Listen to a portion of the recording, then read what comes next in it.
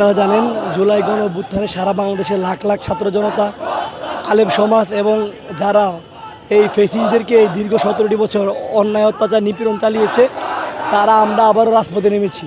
এবং যে সকল আমাদের বিপ্লবী যোদ্ধারা রাজপথে আন্দোলন সংগ্রাম করেছে, তাদেরকে সেই ফ্যাসিস্টের লোকজন প্রকাশ্যে হুমকি দিচ্ছে, হত্যা করছে, খুন করছে, গুম করছে। তার ধারাবাহিকতায় আপনারা জানেন যে বর্তমান যে স্বরাষ্ট্র উপদেষ্টা আছে, তিনি একটা অর্থ উপদেষ্টা। উনি কোথায় পেঁয়াজে কী হলো, তরকারিতে কী হলো, এগুলো দেখে। আসলে আইন শৃঙ্খলার বাহিনীর বর্তমানে অবস্থা খুবই খারাপ, যার কারণে প্রতিদিন সারা বাংলাদেশের মাটিতে আমাদের অসংখ্য মায়েদের কুল খালি হচ্ছে। তার ধারাবাহিকতা আপনারা দেখেছেন আমাদের সামনের সারির যোদ্ধা জনাব উসমান হাদি ভাইকে প্রকাশ্যে গুলি করেছে সেই দোসরেরা।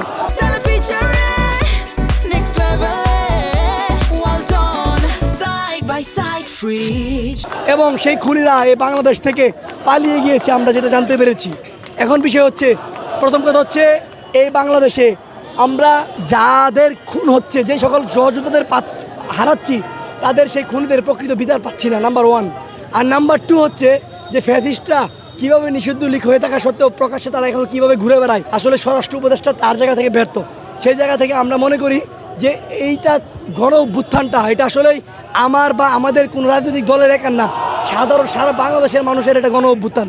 তো তার ধারাবাহিকতা, এটা আমাদের দেশ, আমরা আমাদের দেশকে কিভাবে রক্ষা করব, তার ধারাবাহিকতা আমরা এখানে আজকে আমরা অবস্থান নিয়েছি। তার পাশাপাশি আমরা যেটা চাচ্ছি যে আমাদের এই মুহূর্তে আমরা চাচ্ছি বিপ্লবী সরকার। কারণ বিপ্লবী সরকার যদি না হয়, তাহলে এভাবে আর কত আমাদের জুলাই যোদ্ধারা আমরা তাদেরকে হারাবো।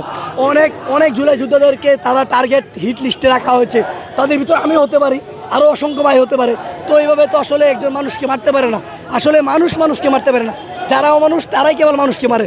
সেই জায়গা থেকে আমরা শান্তি চাই, আমরা শৃঙ্খলা চাই, আমরা ঐক্যবদ্ধ চাই।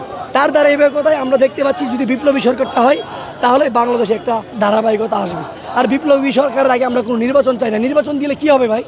নির্বাচন দেওয়ার জন্য কি 2000 উপরে ভাই শহীদ হয়েছিল, এই 30,000 উপরে ভাইরা আহত হয়েছিল, তাদের কারো হাত নাই, কারো পা নাই, কারো চোখ নাই, খুবই খারাপ অবস্থা। এমনও আমাদের শহীদ পরিবার আছে যার কেবলমাত্র একটি সন্তানই ছিল, সেও নাই। সেই ফ্যাসিস্টের গুলিতে বা সেই প্রশাসনের গুলিতে তখন তারা মারা গিয়েছে, শহীদ হয়েছে।